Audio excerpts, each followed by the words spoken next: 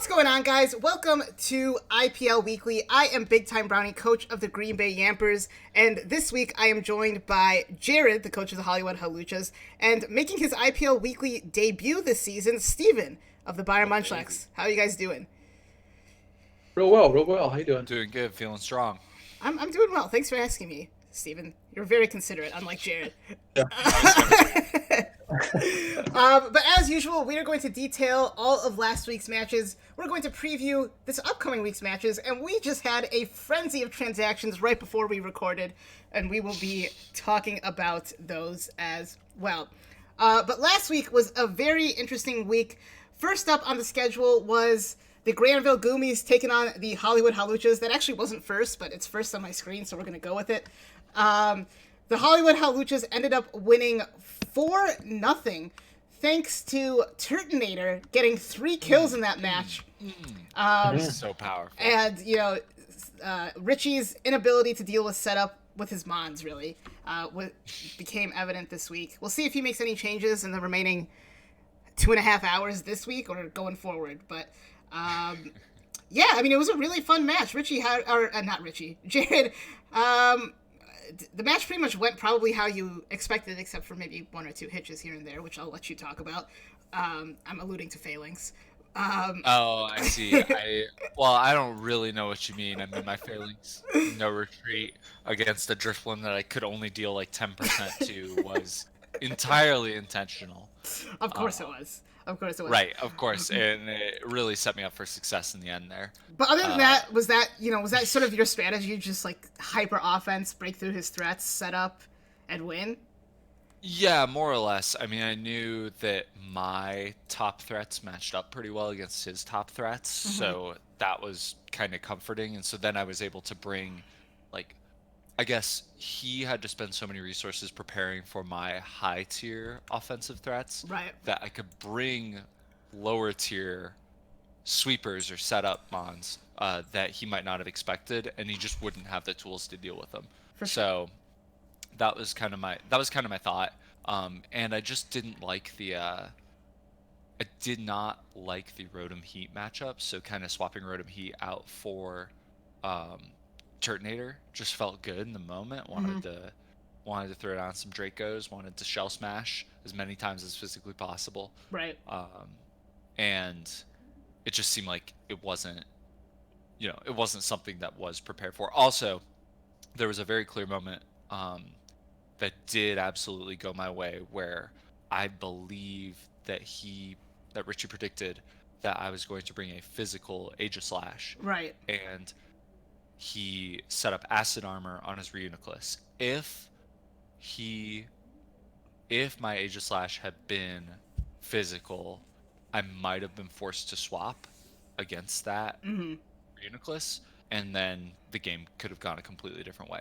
But it was specs, so it was, the defense boost didn't matter at all, and I just shadow balled straight up, and the game kind of went my way from there. But I think that was the big turning point, and the kind of 50-50 that Richie had to pull. Although I honestly thought that he had called it from the fact that he didn't bring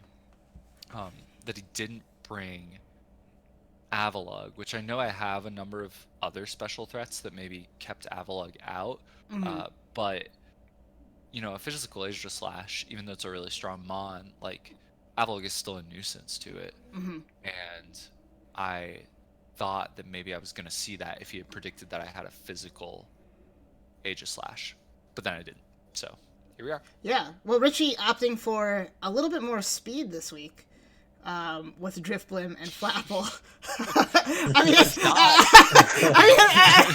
as much but speed. Not with Duraludon, which is the thing, probably the fast mon that I prepared for the most. True. And I was surprised not to see it, just because I just think it's good in a vacuum. Yeah. Well, and even though, again, it didn't match up great against some of my top tier stuff, it right. seemed like it would have been a nice threat to have. Right. I mean, and surprisingly, Duraludon has only come twice this season. And only hit the field once, I believe. So, it's not Sounds right. It's not a mon that he's been using necessarily, but I think he's opting for Flapple, and Flapple is, in my opinion, it's a physical attacker and it can Dragon Dance, but Hustle is just so unreliable. And we saw it this week. He missed an outrage against your Turtonator, which would have undoubtedly taken it out. I don't think it would have ended up mattering, but although it was his differential took a big point, hit. It would have changed differential. Yeah, right. It was going to be iffy either way, but right. Yeah, that definitely changed differential at the very least. Right. Yeah, absolutely. But and the Flapple also, there was a turn when it was against my Primarina, I think, and I haven't confirmed this with him, but it might have been running a Lumberry, and I was just kind of scalding into it, hoping that he wouldn't be able to set up, or that maybe he'd get burned as punishment for D-dancing. But then he just straight up grab appled, and I think a Flapple that had been boosted might have run through my team, or at least done some damage from the outset. So I was kind of surprised not to see that as well. Yeah, I think I would guess his mindset was that Primarina was, I mean, what was left at the time? It was Flapple, Incineroar, and Drifblim, right? Like those were basically the only things that were left, and Primarina sort of dealt with all of them. So it's kind of like get rid of this threat and go from there. But you're right. I mean, I'm sure. I think. Go ahead, Steven. Oh, go ahead. No. I was just gonna say that. I think that. At that point, Reuniclus had already dropped. Reuniclus, I think, was his primary win condition. It kind of looked like that was the way he was kind of imagining winning. And I think, to me, Flapple, he was looking at it like he needed to set it up to do any damage. And he really wasn't going to set up on anything else, and so he knew you were locked into Scald. And I think that was his only chance. Just like maybe he was Lum, maybe he wasn't, but that was going to be his only chance to have like a decent opportunity to set up and go for an attack. So I think that was, at least to me when I was watching it, that seemed like the logic. Like this would be isn't an ideal opportunity, but it's really the only opportunity you have to kind of put some pressure on and set up. Yeah. Did he know that it was locked in? Did we know it was scarfed at that point? I think he should have known it was scarfed because it outsped Flapple before boost. Right, but didn't he grab Apple on that turn? I think Primarina had tacked. Let me look. I'm looking at the replay now. Let me see. I think Primarina had tacked prior. It had been made obvious. At least I remember at the time I was thinking it was Scar. I think it outsped Did it outsped that it wasn't supposed to outspeed. Well, it outsped Seismitoad, and I think Seismitoad is something that would have outsped it. If he was max, yeah. Right. Or if I was, no speed investment, which is often the case with Primarina. Right. Yeah, well, I mean, that was very well played, and actually very well prepped. I don't know why I said actually, but it was very well prepped. I'm shocked too. Taking down the 3-0. I didn't mention the records, but coming into this one, you were 2-1-1, or no, 1-1-1. Yep, and Richie was the only undefeated team in the league at 3-1. So, You know what? Your mentals were not shattered. You came back and you won. You took down the monster, and now your division becomes very, very interesting. Before we talk about that, let's talk about the other Kanto battle between the Byron Munchlax, who were 2-1 coming into this week, taking on the Milwaukee Mewers, who are also 2-1 coming in this week. This match went down to the very end. The Byron Munchlax ended up coming out with a 1-0 victory, thanks to what survived at the end? Dragapult. That's right. Yeah, Dragapult ended up being the last one standing. The Mewers brought a choice scarfed Gardevoir with Trace, which really put a lot of pressure onto Byron Munchlax. But Steven, you were able to weather the storm and come away with a nice victory there.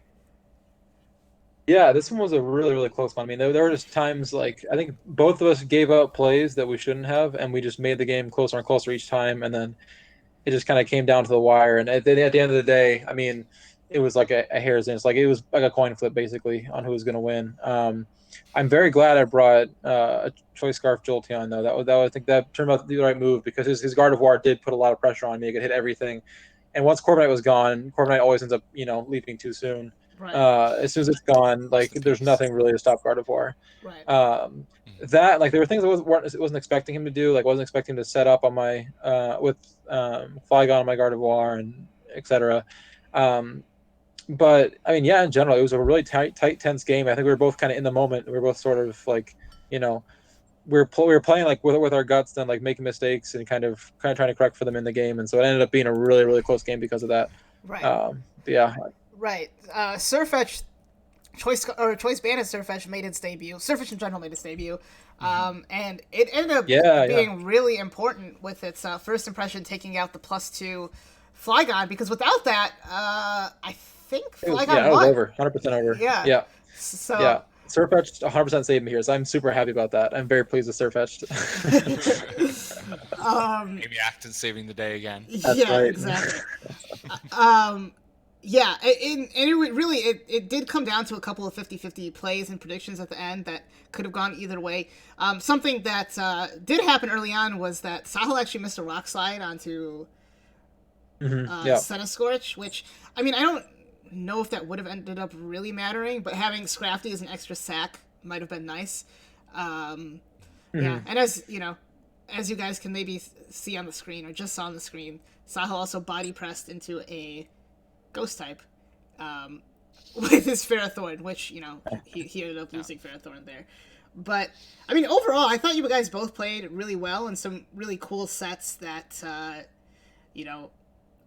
sort of kept on swinging the game back and forth into each one of your favorites. Because I really thought it was over. I really thought Sahil had won when he still had Darm, Toxapex, and Gardevoir, and you had your Jolteon and your Dragapult, but you played really well with those two and sort of were able to play around. Which you sort of alluded to. Jared, do you have any thoughts on this match? No, I think you really said it all. Also, I'm watching the replay and I just, I wish I had more to say, but it does, I mean, it was a close game. It was a 1-0. Like, it kind of came down to the wire there. Right. And don't have really any more to say than that. Yeah. I think, the one thing I want to notice is, when you watch the replays, it always seems to go by instantly, but, the last 5 turns of this game were way longer than the rest of the game. There was so much of me trying to decision trees through my head of what's the right choice and everything else and blah blah. And right. I think that's where it really gets that's where this game gets intense. Trying to predict every outcome and see which one, A, which one is more likely, and B, which one is your opponent more likely to predict. Right. So right. It was an exciting game. Yeah, I mean, definitely. Okay, so one thing I did just catch up with. That I remember from watching the game live was the Infiltrator Trace. Yes. That was oh my gosh. Forced out Dragapult. That's a wild. Before that game, I specifically made sure that my Dragapult was Infiltrator, and now I'm I didn't even think about Gardevoir chasing it. Right, Infiltrator for what? And then you realize. Yeah, almost for nothing. It was hardly even necessary. It would have been better if I was just clear body or whatever. Right. Right. Well, to be fair, Darmanitan did bring the substitute. Oh, that's true. So that's true. It could have been useful at some point. But so, Steven, what made you decide to bring the more defensive set of Dragapult over a Scarf or a Specs or a setup type of thing? Well, I mean, I kind of want to Dragapult's a pretty diverse Pokemon in terms of what it can run, and so I've been trying to use different sets as I go because it'd be more fun. But especially this week. The substitute set seemed really good because he had Toxapex and Ferrothorn, right. And Toxapex I can sub up on, and it can't do anything to me. And so the one issue with Toxapex, right, is that it can haze you, and so setting up would be kind of difficult if you decide to bring haze. And so I figured if I just do Will-O-Wisp Pex, then I can easily wear down Toxapex. Right. I can hide behind anything else. Basically, I'll get a free kill or a free burn on anything that comes out afterwards. So I realized it'd be a pretty decent menace to his team. And it would have worked out a lot better if I didn't get infiltrated. But that was the idea anyway. Is that the substitute set really took advantage of his really passive high tier Pokemon, and I think that's why I wanted to go with it because it would have given me a pretty good advantage. That's very true. Yeah. Yeah. Well, I guess that's really interesting and it makes a lot of sense. Because another note.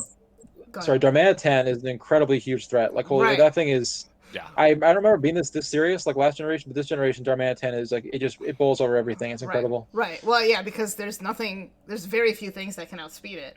Right. I mean, the speed tier has changed. Right. So much. And you have two, and that was part of the reason why I thought, oh well, maybe he'll bring Choice Scarf, Dragapult to outspeed Gardevoir, Darmanitan, and potentially a +1 or a Choice Scarf Flygon. But what you said, Yeah.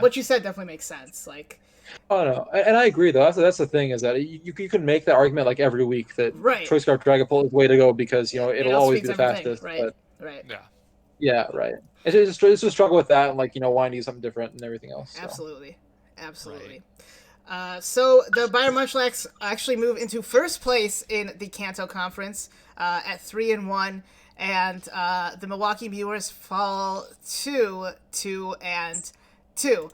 So looking at the Kanto Conference rosters here, as I just said, the Bayern Munchlax are now in first place with a +2 differential and a 2-0 conference record at 3-1. The Granville Groomies fall into second place with a 3-1 overall record, 1-1 in the conference, and a +2 differential.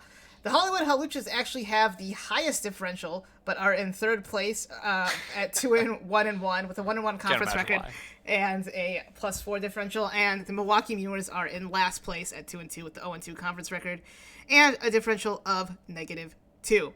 All right, let's head over to the Galler Conference matches. On Friday, the Green Bay Yampers took on the red-hot Toledo Team Rockets, and they continued their winning streak. The Toledo Team Rockets won in a 5-0 drubbing after Kabalion was able to set up a rock polish and a swords dance to take out all 6 of the Green Bay Yampers. So rumors are that the Yampers will be having a press conference this week on youtube.com/bigtimebrownies, so make sure to tune into that if you're interested to see where the Who's spreading those rumors around? It's from it's from an inside source. I triple sourced it, so but I mean there's not really a whole lot to say about this match. I was not expecting Cramorant or Quillfish, and Quillfish actually ended up being kind of a problem, like in terms of, its liquidation did so much to my team before I was able to really do anything. And I had to take that extra damage onto, what's it called? My Haxorus. I was able to take out the Earthquake, but then he was able to catch me, and the Shukaberry Cobalion set, man, that's a powerful set. I just was not prepared for it. I thought about bringing Focus Sash, Ice Cube with reversal literally for that, but I thought, the situation has to be exactly right for that to happen, so I didn't end up doing that. And obviously the +2 Cobalion outspeeds Excadrill in the sand, right, and I didn't have anything for it, so yeah, it's the way it goes sometimes. Yeah, those legendary deer are hard to deal with. 108 is no joke on the speed tier. Yeah. I just listen that toxic spike really set you back. Yeah, it did. It made it really hard for you to do anything. And I'm watching the replay now, and it's just he just kind of like heckles and annoys your team until he gets into a position where you can to sweep. And really Cobalion's so hard because again, steel fighting is decent type coverage with the Shukaberry. It was gonna be hard not to. It's hard to stop him from setting up. Right, exactly. And he was able to parting shot right into his Cobalion. And the other thing that I was, sort of thinking about, and something that I really always think about, is bringing Choppleberry Excadrill when I see a threat like that.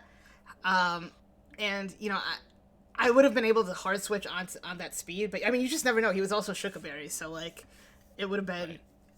I just didn't have the sets or the mons to deal with it. So, hats off to Matt with that one. The Toledo Team Rockets were 2-1 coming into that match, and the Yampers were 0-3. The Rockets improved to 3-1, and the Yampers fall to 0-4. Any last thoughts on that match?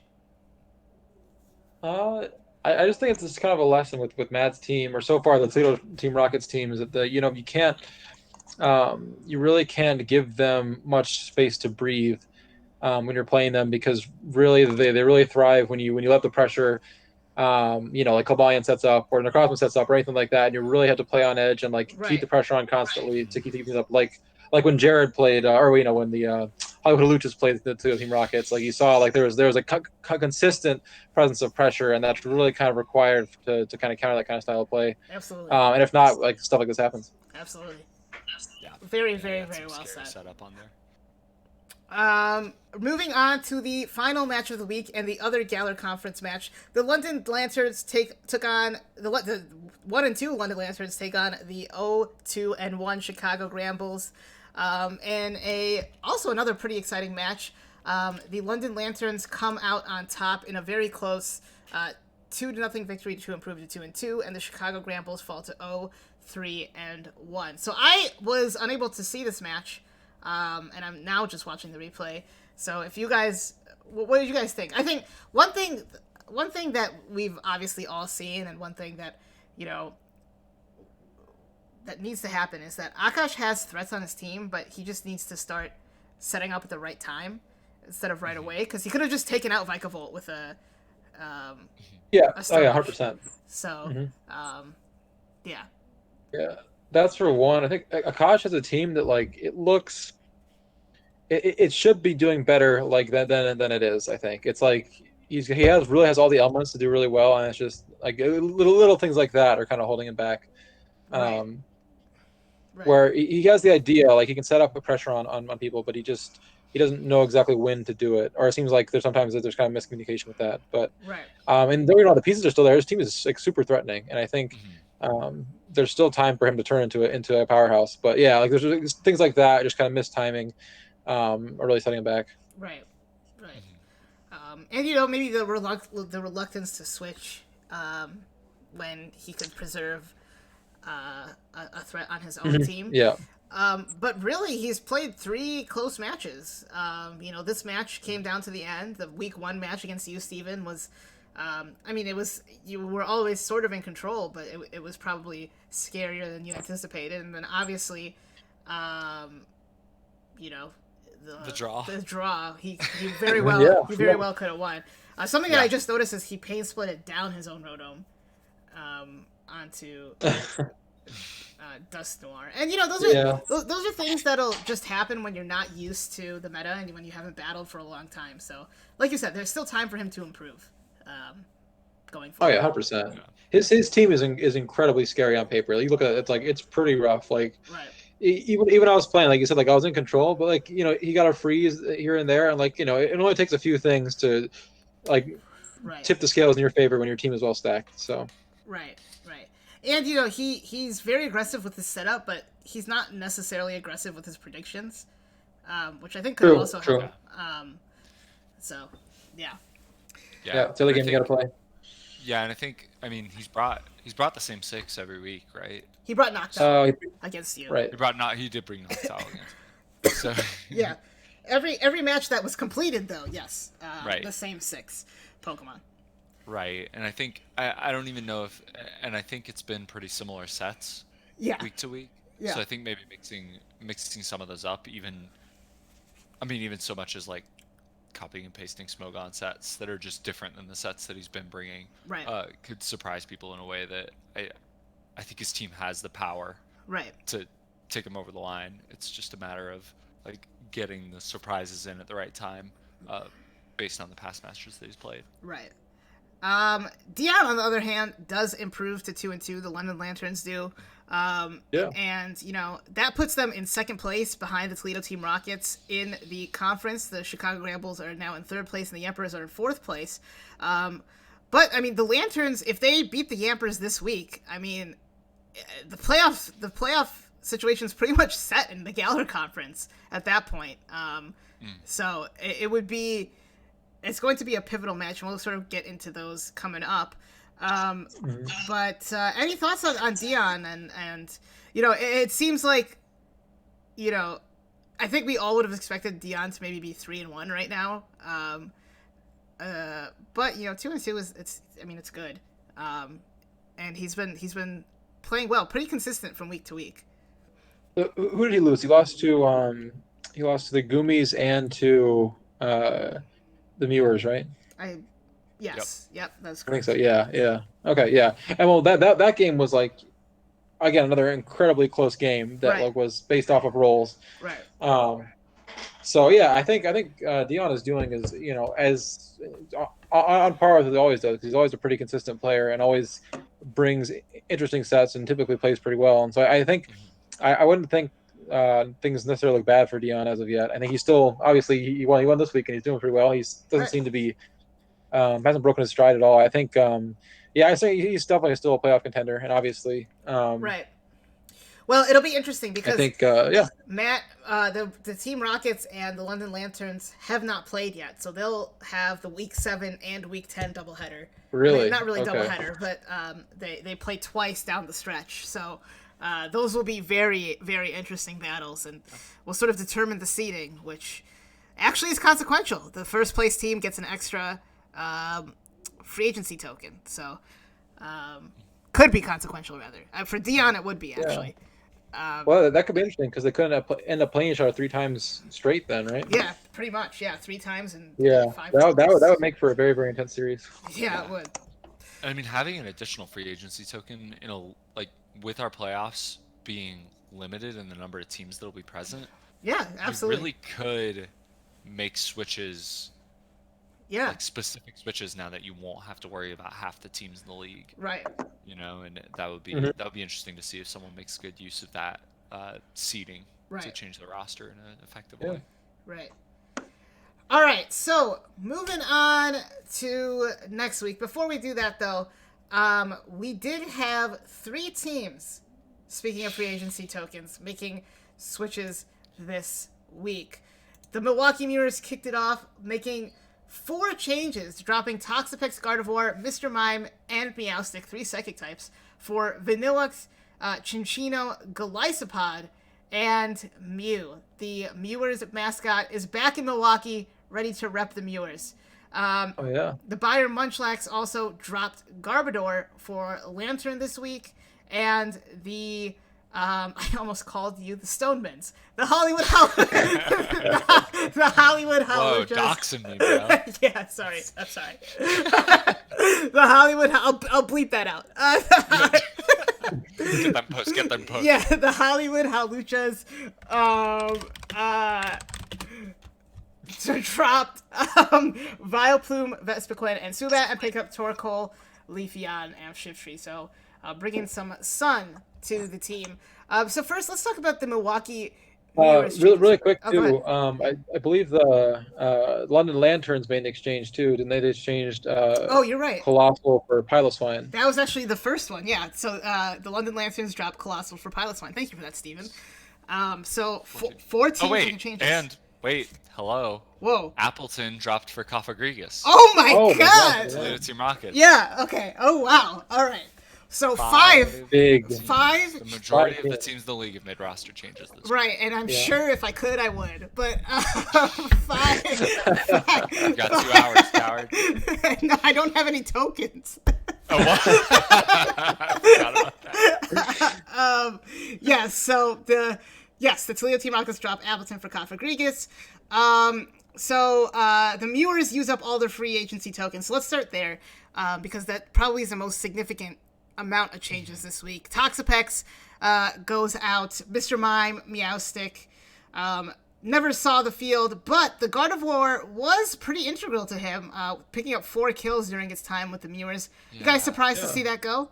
So, honestly, I'm Very. pretty... The thing that I like the least about this is dropping Gardevoir and then picking up Mew. I'm pretty low on Mew in terms of it's like... I understand that it has a lot of utility and it can run, obviously, a ton of different sets.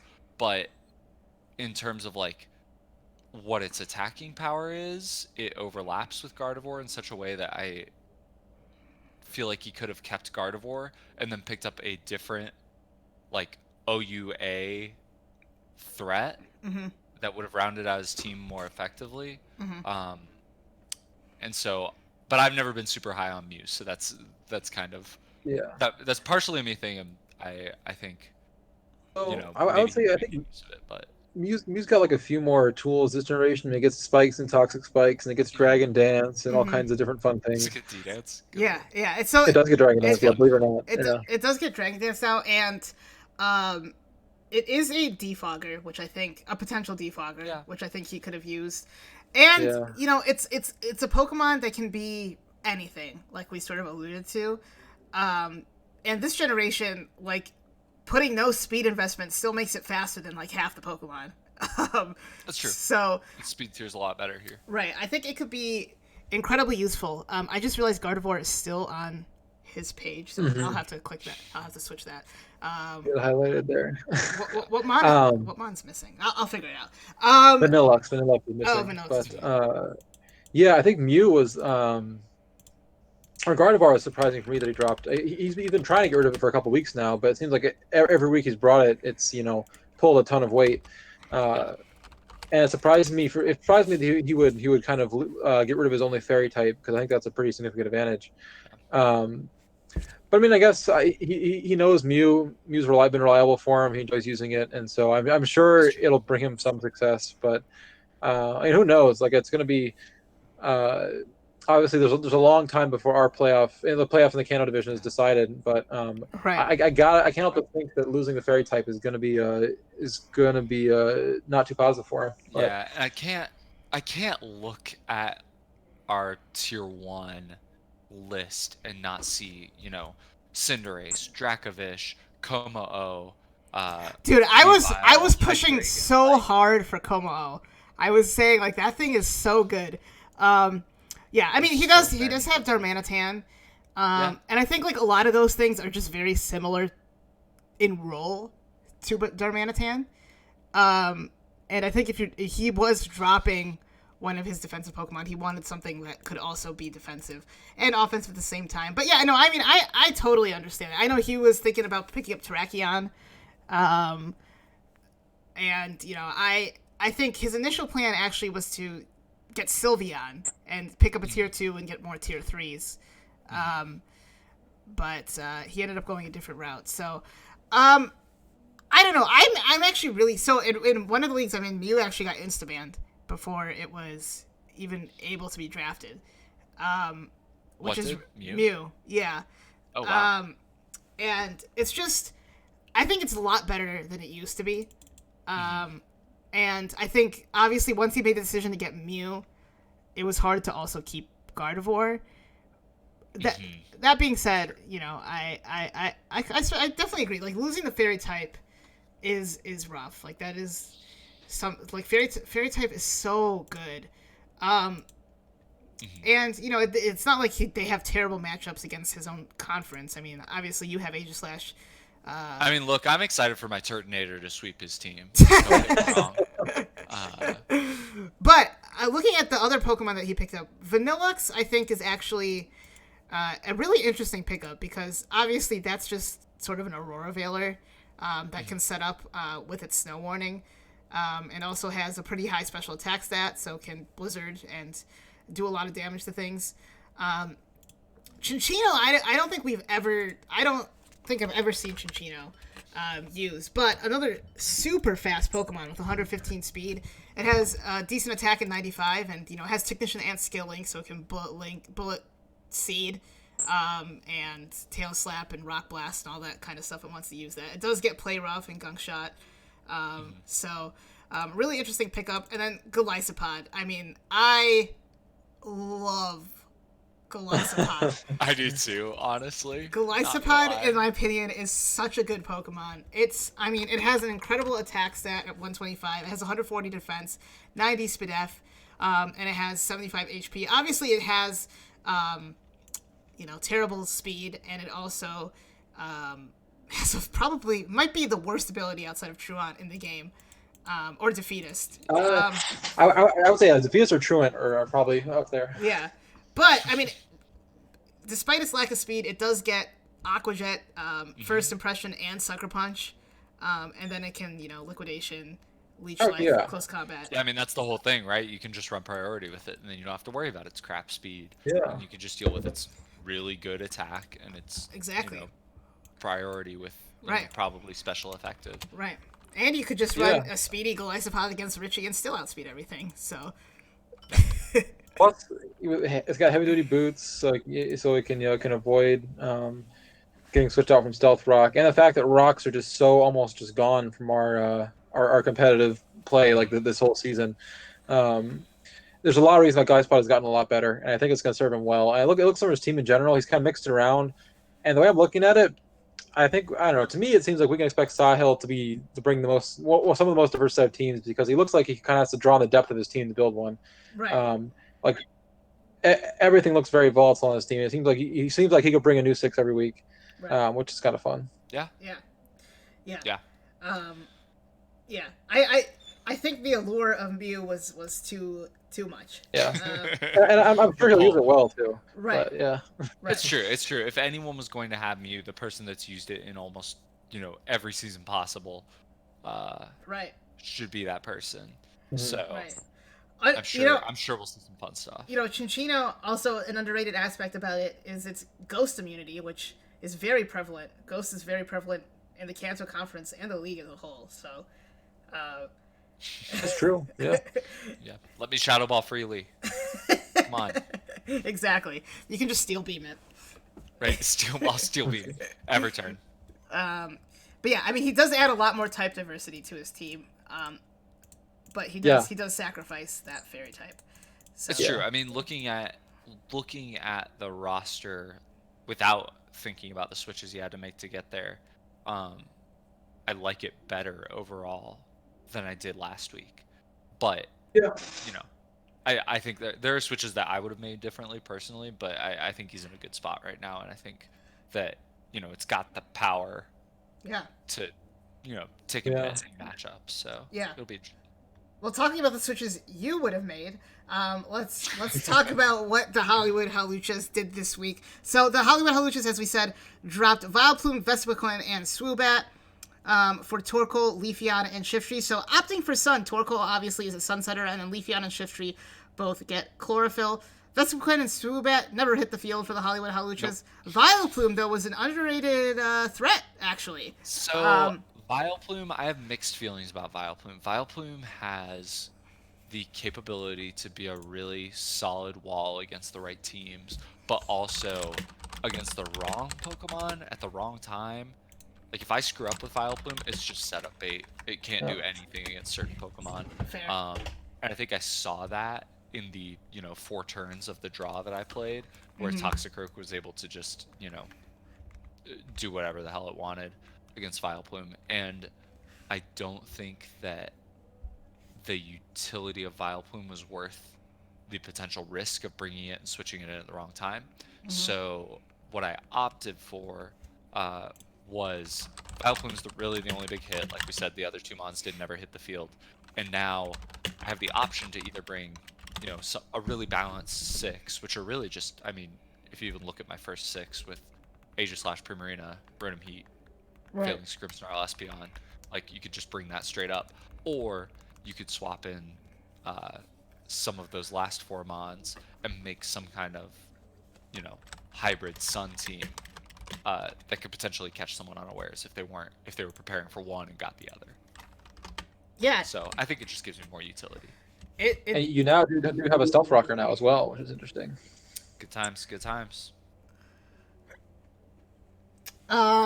Yes, very good times for the Hollywood Haluchas. I mean, overall, I think they're good changes. I mean, the Sun is going to be super, just super annoying, honestly. Yeah. And, an underrated aspect about the Sun is the fact that... Wait, what was I going to say? I forgot what I was going to say. So let's just move on. Something about Weather Ball. Well, I think you've definitely shown some maturity with these picks here, Jared. I think well, you've kind of acknowledged that really the bulk of your team, like in most weeks, like I'm kind of the same way. There's a couple Pokemon that you're almost going to bring every time, and you'll make them work. But you've kind of added on this, because the Sun is this extra spice on the end that, if you want to mix it up, you totally can. You have a definitely viable way of doing it. Right. So I think it's a good choice, and it's a choice that's bound to grant you or give you more fun. So I'm behind it all the way. Right. Exactly. The more that I can sweep with Turtonator, the better. So. Yeah. Oh. More turtles equals better. What I was gonna say is Aegislash gets Solar Blade. Good point. Dude, Am I you- buffing all of the fire type super effective moves that would be coming Aegislash's way? Yes. Exactly. Do I get Solar You in Blade? that mood, man. Also yes. Dude, you have 3 fire types to absorb the hit. Like, it's Yeah, it's it's masterful planning.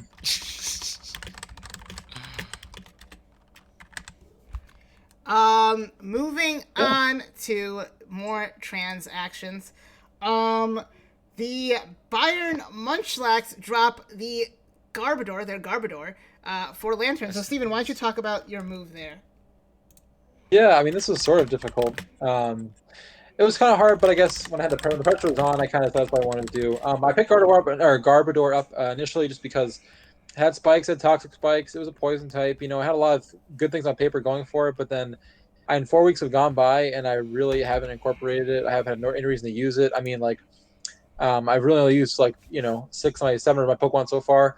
And so I realized pretty quickly that Garbodor wasn't ever going to come. Like, it was a good option, but it was never going to be good enough to trump any of the other 6.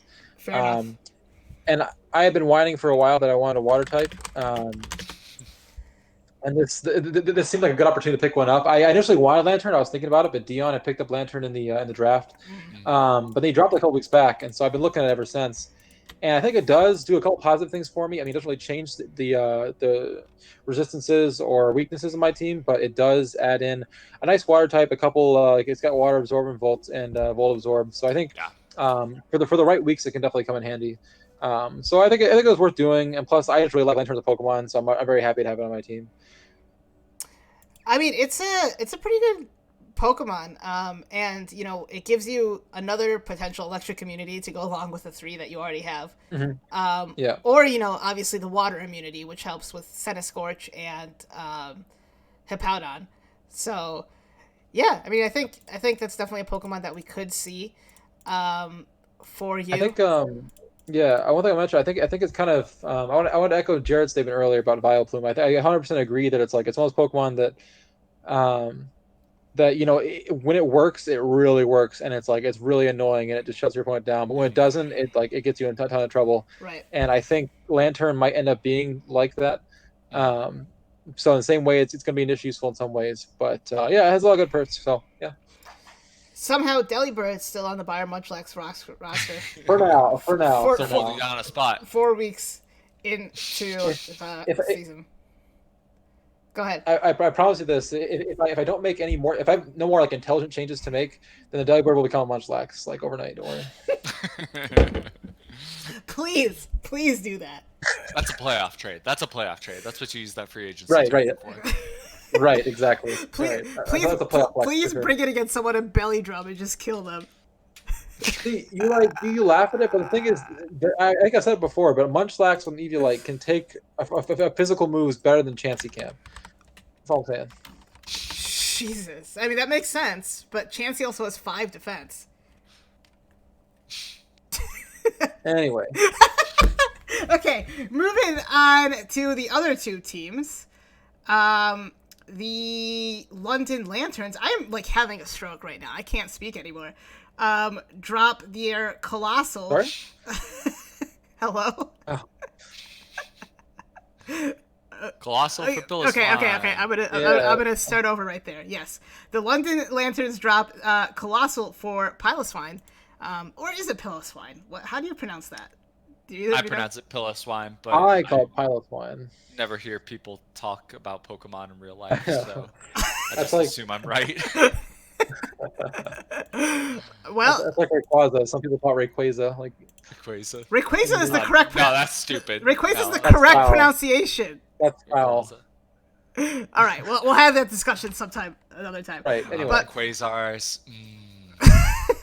But Piloswine, Colossal never hit the field. So Piloswine is another stealth rocker, bulkier, and it's obviously a better defensive Pokemon than Colossal, at least in my opinion, with its thick fat and its typing. So yeah, I mean it's a pretty interesting choice. He adds more priority to his team. He has so much priority. He does. So yeah, that Ice Shard. Dion always picks really powerful teams, and they always end up they come out looking very nice, and I think Piloswine adds to that. Absolutely. Yeah, I don't know. I just wonder. I mean, it's fine. There's nothing wrong with the Switch. I just wonder if it's one mon that never hit the field for another mon that's Right. never going to hit the field. And it's fine, but Yeah, you know, I that's don't true. know how much of I an would impact it's argue going to have on that, his future games. Pile Swine, yes, probably won't come every week, but I think it's more likely to make one niche appearance to do one job than Colossal ever would be. That's true. True. Well, I assume Pilot Swine benefits from Eviolite. Yes. Yeah. Very much so. So No fire type on the team anymore, though. And no grass type now. So, I mean, he does have now 2 ground types. He has 2 electric types. And 2 psychic types. So, a lot of type redundancy, but I think type redundancy is a little bit overrated if you can get your mons to do their job. Like, it doesn't really matter in the end. So, yeah. Yeah, I agree. Yeah, I think the only thing that's important is to have resistances to certain common types, and the one thing that I guess he has melodic. I don't know. I don't know. I'm just like dreaming of spamming Scald against him, but maybe I'm wrong. No, I mean that's definitely something you can do. No, I mean even with melodic, it's not, Yeah. that's really been a theme of his games too. If you've noticed, like melodic is like the dam holding the river back, you know, and like Right. oftentimes when like games that he's lost or come close to losing, usually it's because melodic goes down and just he doesn't have like that's kind of the glue that's keeping his 6 together. Right. Right, and I think that's So yeah, I mean that makes sense. I mean, I think like that's why a lot of these changes are sort of like they work well with melodic, like they sort of can take hits from electric types and grass types, and Vikavolt can take those hits, and obviously Claydol and Piloswine can take the electric type moves, and then he also has a Volt Absorb Mon and Zeraora, so Yeah, that's fair. I mean, it's kind of a scary team. It's so weird because he has like 3 Earthquake weaknesses, and then he has 2 Levitate users and a Flying type. So it's like you can never really. It's really hard to. It's harder to prep for than it probably feels like. So that made no sense, but we're gonna move on. No, that makes sense. On paper, it doesn't like when you write it down, it doesn't seem like it would be too crazy. But then as soon as you get down to brass tacks and you're actually looking at what you want to bring and what you want to be able to start spamming or exactly hitting, it's not as easy as you expect. Exactly. Which is just a sign of good team building, I think. For sure. It being, unexpected how difficult it is to prep for is a credit to him. Absolutely. All right, and the final change, and actually the first change of this week, the Toledo Team Rockets drop their Appleton for Cofagrigus. So Appleton no longer a team on a team, but that was a fun Pokemon while it lasted. He did get use out of it, so. But Cofagrigus, a really good defensive Pokemon. It does give him a fighting type immunity, which, he already has a lot of resistances, but I mean, it never hurts to have that. Yeah, this is a total Matt pick. I mean, this really makes sense. It's got written all over it. It's like it's got Will-O-Wisp. It's another Toxic Spike user. It's a Pokemon that's always annoying enough that it'll stick around and take 1 hit at least and do its job. It can Trick Room, Nasty Plot. I mean, it literally it will definitely serve to support any of the other sweepers on his team or be a sweeper itself. So I think you'll see some fun things with Cofagrigus. I'm not looking forward to playing that. Have fun over there. My game's out of the way. So. Well, I mean, I already got 5-0'd without it, so. Can't get much worse, huh? Right, exactly. Going now. Let's take. Well, actually, before we move on, let's look at the kill leaders. I feel like it makes sense to talk about the kill leaders after we talk about the previous week. So there was a lot of movement this week, but 1 and 2 stay the same. The Necrozma stays in first place with 8 kills and 2 deaths with 4 games played. Obstagoon did not come this week, but still stays in second place with 7 kills and 2 deaths talk about that. in 3 games played. Cobalion goes from 0 to hero, getting all 6 of its kills this week.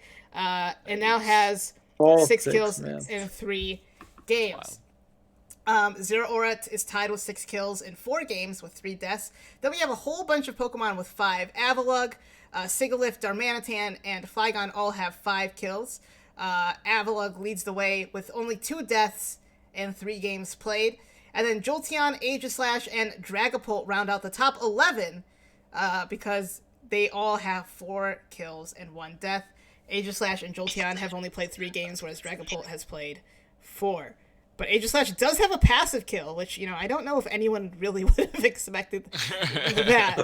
Love that toxic. Yeah, let's just say, look, I'm not trying to make superstars. I'm trying to make a cohesive team, okay? So I'm not going to feed 5 kills to one Pokemon in the league. And that's why my only Pokemon on the kill leader list is Aegislash with only 4 kills at number 10. So just throwing that out there, and now I'll just be silent for the rest of this set. I mean, fair enough, but there are a whole lot of Pokemon with 4 kills that are on the list. They just have a worse differential. Ice-Q and Haxorus have 4 kills. Gardevoir had 4 kills. I believe Primarina has 4 kills. So there's still could be a lot of movement at the bottom there.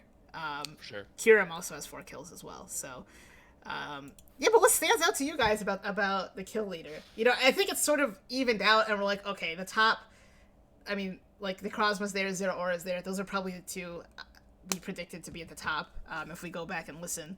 And Aegislash and Dragapult make an appearance finally on the list, which we also all thought would be towards the top. So, yeah, what are your guys' overall thoughts? I just love seeing Avalugg straight down the middle. Yeah. Like, seeing Avalugg on the kill leader list just gives me so much life. Well, if you look right in the middle of that list, like you see Avalugg, you see Sigilyph, and you see Darmanitan, and these are like these 3 teams, like their trademark goons, like sitting in the middle. Like these are the Pokemon that always do more work than you expect. Like especially Sigilyph. Like Sigilyph just destroys Pokemon, and Avalugg has shown itself to be such a trooper in this league, and then of course Darmanitan is a beast. So like I think that's just kind of fun. You see like each of these 3 guys like top agents sitting there. Right. Well, and the interesting thing about Darmanitan and Flygon is those 2 have been incredibly consistent, whereas like everyone else on this list like has gotten 3 kills in a week or something. Where those That's true, yeah. Those 2 like pick up a kill every single week. That's very true. I think the same has been for like Aegislash, Jolteon, Dragapult. Yeah. They've been slowly racking up kills too. But yeah, you're right. All the ones at the top have been like one game where they just got like 50. Right. Or like, a ton. Yeah. Zeraora too has been pretty consistent. I will say that. That's true. Yeah.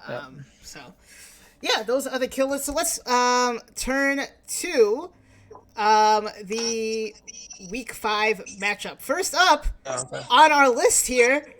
Oh, baby. Is the Bayern Munchlax taking on the Hollywood Halucha. So why don't you guys talk about your sets, what you guys are thinking about bringing, basically what your strategy is. You just want to lead off with what your 6 are, and then if you want to go into set details. Yeah, exactly. Mm-hmm. No, but obviously... This is going to be a sweaty game. Honestly, this is gonna be. I'm expecting at least 2 passive-aggressive messages from Jared in this match. So I will lie. I may have outthought myself a little bit in the last matchup between these 2 teams, and I will try not to do that this time. Both between like stupid predictions and really dumb sets that I brought. Let's see if I can not do that. Wait, what dumb sets are you? I mean, if you don't have to. Oh no, we can spill it. I had Choice Scarf Espeon and Choice Scarf Rotom Heat, both with Trick to try and cripple Hippowdon and Corviknight. Both of those things pretty much work though. That's all I'm saying. They kind of work. but it wasn't like. There wasn't like now that they've crippled Corviknight and Hippowdon, these things are gonna happen. It was like I did that, and then just kind of screwed blankly, like now what? And then they kind of just died to Facade. Right. Well, I think a lot of it was hampered by losing your Aegislash so early. That definitely like threw off your game plan. Yeah, that was by far one of the worst predictions of my entire career. Just hitting the Shadow Claw instead of the close combat. That's true because that Obstagoon ended up I think getting 5 kills that 5 match. kills. Yeah. 5 It kills. did get 5 kills. Yeah. That's why we don't talk about that spot on the kill leaderboard. Right. Well, That's what I'm saying. Yeah. Well, this is the first week of rematches, so we can actually talk about all these previous matches. You know, for those of you who don't know, the Bayern Munchlax ended up winning that game 2-0. And honestly, though, it was a really Jared. Even though you're acting like you were like stupid and being dumb, it was a close match. It's not like It felt worse. It felt worse than 2-0. It's not. It was a very close game. It might as well have been 1-0. Like, it was a very, very close game. Yeah. Flatter me. It came down to like trying to preserve enough HP to take a scarf hit because the rocks and the sand and all. It was just it was a very, very intense game. Yeah, if Espeon had been a little healthier, there was potential. Yep. Mm-hmm. Well, we know one of these mons is not going to be there with Vileplume next time, so. Quinn. We'll get a totally new Pokemon. All right, so it's hard to talk about the games because both of you are here, so we'll move on to the next match. The Granville Goomies, also in the Kanto Conference, come into this match at 3-1, and the Milwaukee Mewers are 2-2. Another really important match. Both of these matches are super important. This is insane. This week is going to be it's going to be huge in terms of deciding things. Right. That's really going to be every week you guys play within your conference. That's true. So, last time the Granville Goomies picked up a 3-0 victory against the Milwaukee Mewers. This time, the Mewers look to turn stuff around, both coming off of losses, however. But a lot of changes on the Mewers side. We'll see what Pokemon he brings. What's the Pokemon Sahil brings? What do you think Sahil needs to do to sort of change his fortunes this time? I think he's got a. I don't know. Something tells me, I'm not sure, but I think he's going to come for blood this week. I think he's going to be very aggressive. Yeah. And I think that'll play to his advantage. I mean, he has picked up a couple Pokemon like Golisopod. That could be really useful against him. I think he's now seen the damage Avalugg can do, and I think he might plan better for it this time. What else? Yeah. I don't know. I think he's gonna have to use Darmanitan well. I think Golisopod's gonna come. He has a lot of volatility they didn't have last time, and so that gives him an advantage just because Richie hasn't seen this new team. Yeah. But I don't know. I'm really go ahead. I was just gonna say, speaking of volatility, I think that not being locked into that, I think that Toxapex Ferrothorn core, even though he did all right with it, was kind of, I don't know, limiting in the way that like his top tier threats were kind of predictable. I mean, and for this generation, I think we've seen so far that passive does not really win games for us. Like, Right. you're really like if you play that slow and passive, you're gonna get set up on. You're gonna get swept or crushed. That's just kind of how it goes. Right. Yeah. I mean, I think it is a really interesting matchup just in terms of pure Pokemon. Sahil has so much setup on his team. So much setup. Mew can set up. Darmanitan could potentially set up. I mean, I guess, I saw Swords Dance Ferrothorn recently. I don't know why you'd ever bring that, but what's Ferrothorn's base attack? I haven't looked. It's very high, actually. Yeah. But Flygon's a legitimate setup threat, as are Golisopod and Scrafty. So, and we've seen like Richie is very susceptible to setup. Last time, Sahil sort of just tried to come in and nuke his threats rather than set up.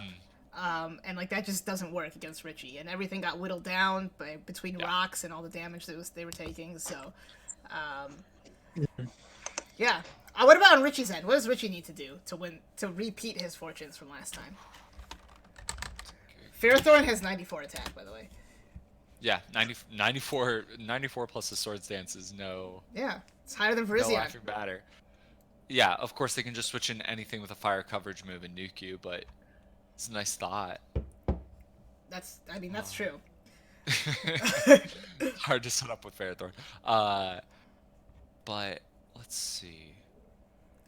I mean, I feel like Richie kind of he has to manage his win cons better, and I think he has to just be as opposed to last week. It's something he actually has done pretty well all season. But no, I agree. Yeah. With Sahil's versatility now, it's going to be much harder to do that. Last time he could be like, okay, Darmanitan is here, I have one switch. Gardevoir's here. I have another Switch. Now with things like Mew, I mean, I guess that's really the only one, but but there's just more that he could potentially bring for these Pokemon. I think Sahil, Richie, he's seen, he's kind of seen Darmanitan's capability. Like, he saw how much Seismitoad took from it last time, and he's kind of gotten a feel for a couple of his threats. And I think he should be able to manage. I think he'll be able to manage Sahil's existing threats. But I think the key is going to be dealing with Mew, because I'm sure Mew is going to be off the wall. Right. And I think that's going to be the biggest thing for Richie in this game, because Mew can be a pretty big nuisance for his team. Absolutely. Yeah, I have a feeling that, between Mew and the new threats of Mew and Golisopod, honestly, I feel like you're going to be really important to him, because I feel like Golisopod's, first impression between what it does to Flapple, what it does to Reuniclus, and then it's just kind of raw power, hitting against anything that isn't Avalugg, which I'm sure we'll see, is, definitely something he's going to have to look out for. Yeah, and, Gliscod does get access to close combat, which, I mean, if he sets up, it could do decent damage. I don't know how much it actually does. But and Seismitoad is still there, and he still has, like Avalugg. I mean, he still has to deal with it, but it's just going to be, it's just going to be a whole different dynamic of a game, and I think it's going to be a very, very close game, which I'm excited for. Absolutely. And moving on over to the Galar conference, the three. Do we want to predict who we think we're going to win? Oh, actually, let's do that. Yeah. Oh, yeah. So, well, should we talk about your match first? Why don't we talk about your match first? Wait. Okay. So do we want to? Yeah. You made Okay. Richie and I predict against each other, so. Okay. we've set the precedent. I I feel like something crazy is going to happen on Jared's side, and he's going to win 1-0. You cut out. He's gonna there. what? Oh, sorry. I said I feel like Jared's going to bring something crazy and end up winning 1-0. Interesting. Yeah. I want to believe in myself and say that it'll come out in my favor, but I think Nihal's right. It could end up being really close in Jared's favor. Now, do I have to be the doubter of myself? No, go listen to your heart. But it just. I don't know. I really can't say, but. Yeah, it's so hard. I feel like it all depends on. I feel like I played so scared of Dragapult last time we played that it hampered me, and not doing that. I mean, it's not an irrational fear. No, it's not an irrational fear, but I think not playing in, thinking about, it could have all 4 of these sets all at once and do all of these things maybe. Not doing that might loosen me up a bit, but if the right plays are made with that Dragapult, that would definitely be the thing that I'm most worried about. And I think, I don't know, I think I can take it 1-0. I'll say it, I'll put it out into the ether with Steven on the line. And you can all shame me next week if things go south. My favorite recurring segment is Jared reluctantly picking himself.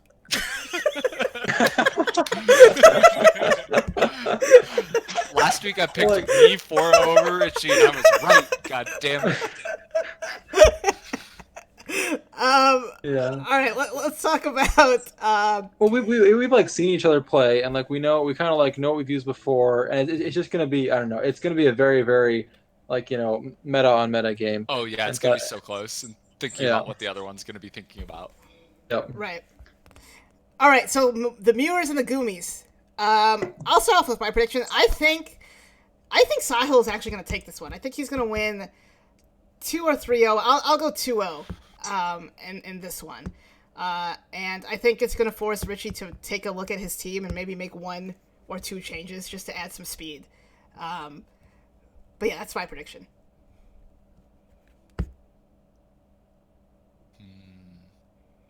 and I'll tell you why. I think Sahil has a lot of I mean, he has setup and he has just powerful Pokemon, and I think if he manages them correctly, he should win. And I think go ahead.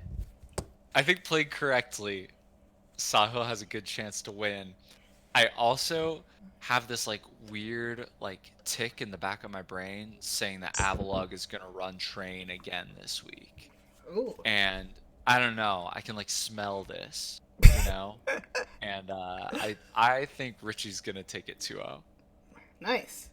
I think I'm going to have to agree with Jared. I think, I think Sahil, I think he has a very high chance of winning, but I gotta imagine, like, I feel bad, but I almost think that some kind of stroke of bad luck is going to hit him again.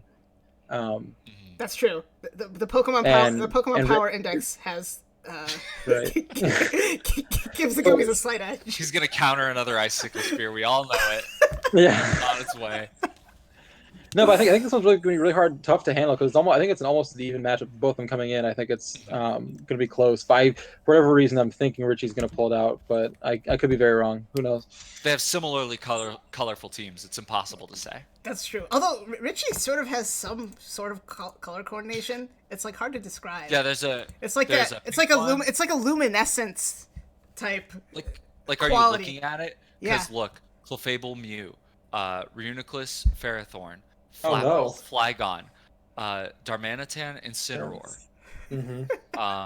Duraludon Vanillux. It's 1-to-1. It's straight up and down. True. I was talking about Richie's team as a whole. Like, it seems like all of his Pokemon are like luminescent and glassy / pink. It is, yeah. It is luminescent. I agree. You come to IPL Weekly for the real story, the luminescence. Right. Story. All right, let's head on over to the Galar Conference. The Green Bay Yampers, the 0-4 Green Bay Yampers, are taking on the 2-2 London Lanterns. As I alluded to earlier, if the Lanterns win this one, and if the Toledo Team Rockets beat the Chicago Gramples, which we'll talk about in a second, but I'm sure we all expect that to happen. The Lanterns will be 3-2. The Team Rockets will be 4-1, and the other two teams will be winless. So, I mean, it would be pretty much... I'm not going to say over, but it would be pretty difficult for the other two teams to climb back into contention. So You just have to run it back. Yeah, run the table, bro. What? Yeah, exactly. But, so honestly, obviously, I'm battling Dion in this one. I don't know. I honestly, I don't know what's going to happen. I hope I win. I think you've got to come out in a really big way because, like, right now you're staring down, like, pretty much it's shaping up to be, and it's most likely this is the guy who you're fighting for a playoff spot between. Right. And so, like, you're gonna have to come out and win this game. I mean, for sure, but very much so because, like, he's the guy that you have to supplant. Yeah. No, it's true. I don't know. I think it's gonna. Go ahead. It's gonna be tough, but I don't know. I think you have a good chance. I think you're coming off some good momentum energy here, so I think it's possible that you pull this one out. But again, it's not going to be easy by no stretch of the imagination. But I think if there ever a time for your season to turn around, it would be this week. Absolutely, and if I don't, I'm just sort of thinking, well, maybe I can be Akash once and avoid a winless season. No,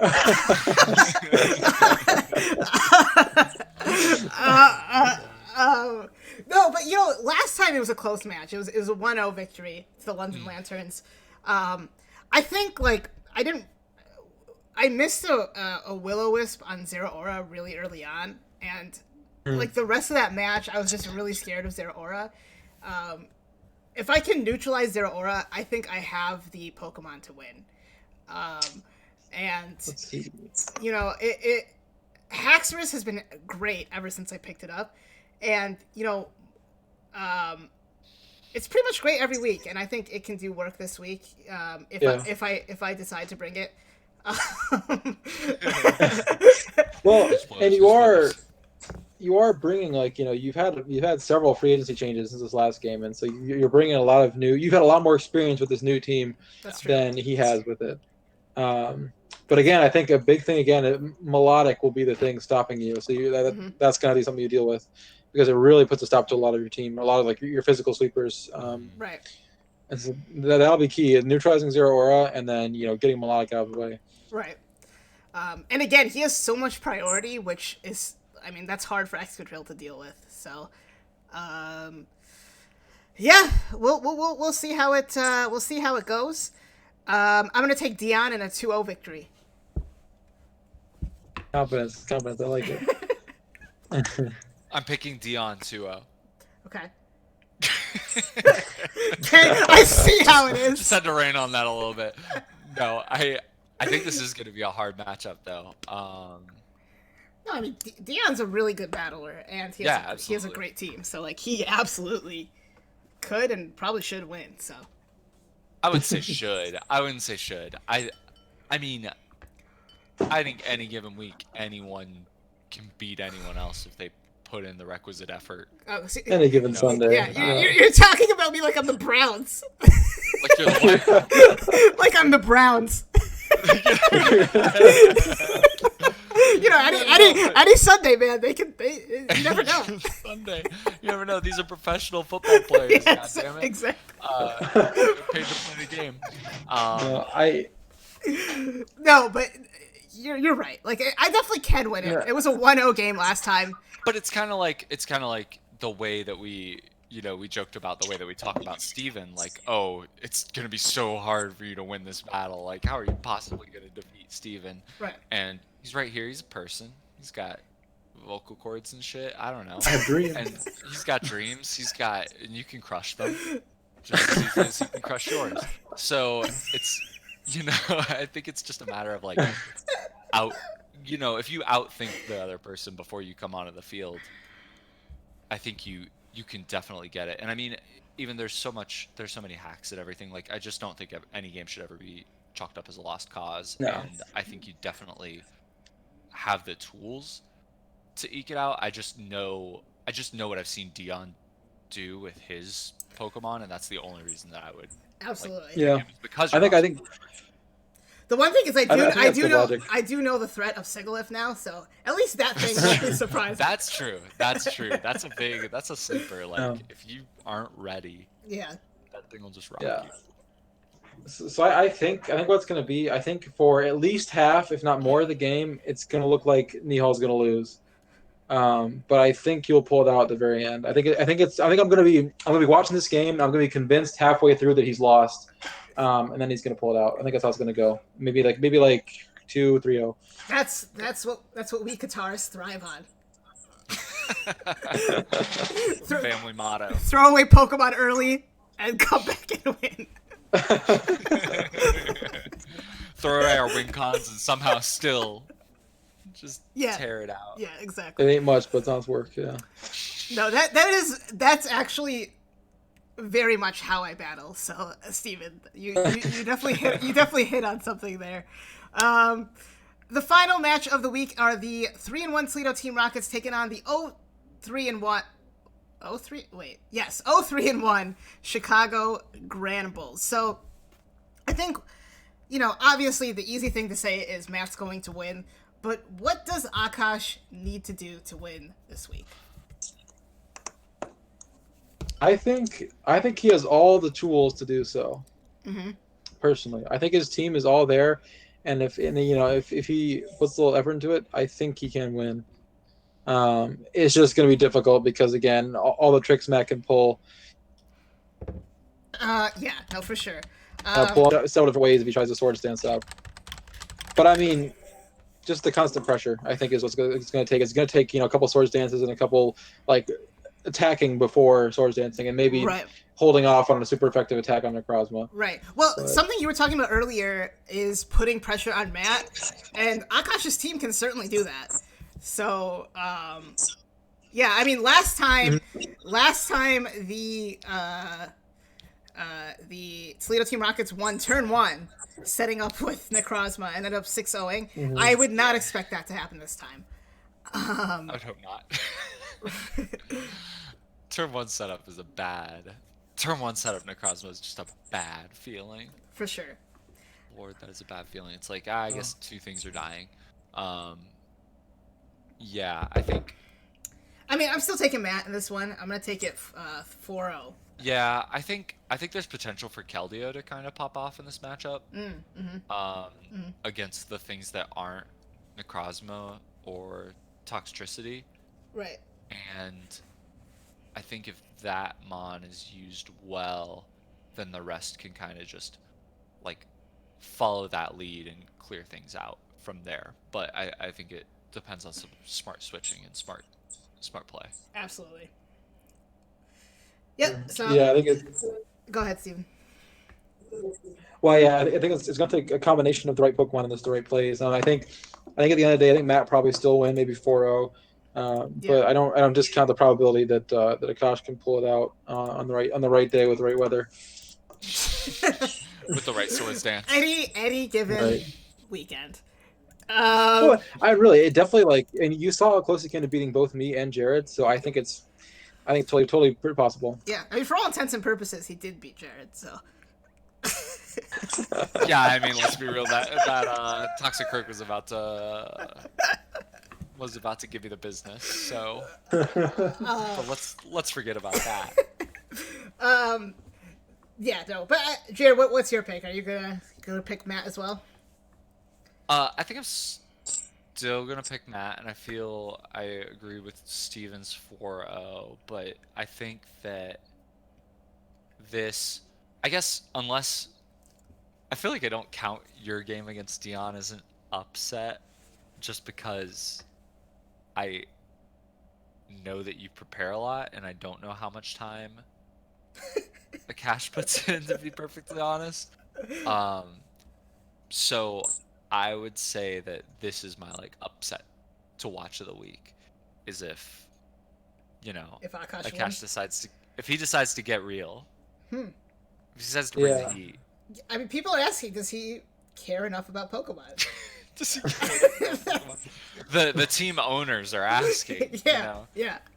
How much is his heart really in this? Yeah, exactly. Wow. Well, if he wins, that's pretty big news for you too. I know. I'm gonna be pulling hard. For your playoff chances. I'm gonna be pulling hard. Well, the Qatar family combined has 2 wins, including Akash. So, he's a half Qatar. Wait, I guess I am too. We're all halves. But, yeah, so we're all picking the 4-0 victory. So definitely keep an eye on these matches. If you guys are interested in following along, a link to the doc will be in the description below. So yeah, I mean, I guess it's impossible to get the live battle links, but no one watches this anyway, so I don't know who I'm talking to. You're not supposed to admit that. That's true. Breaking the fourth wall here. Hurley Jensen, I live for you. Our one follower. I'm here for it. You know what? Good job, guys. We stayed under an hour and 20 minutes this week. Incredible. Really, our time management skills are rapidly progressing. All right, guys. We are going to get out of here. Make sure you catch us next time for IPL Weekly.